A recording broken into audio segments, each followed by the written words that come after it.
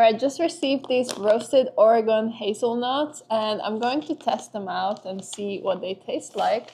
But first of all, just wanted to mention they come straight from Oregon's fertile Willamette Valley, and it's been there since 1989, so which is pretty cool.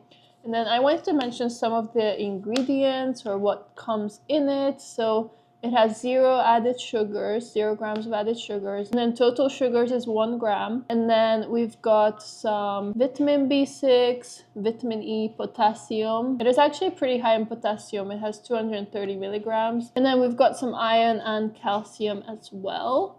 And then we've got 5 grams of protein per serving, so that's pretty cool. But yeah, anyway, let's open this and see how they taste. Alright, they smell amazing. They literally smell like Nutella. And if you know me, you know I love Nutella, so so good. Alright, so let me try it. That's what it looks like. They're so good, guys. I usually don't make anything with hazelnuts, but I need to start because it's so good. You can make anything with this: cookies, cakes, brownies, or even you can put it in your salads or pastas. This is so good.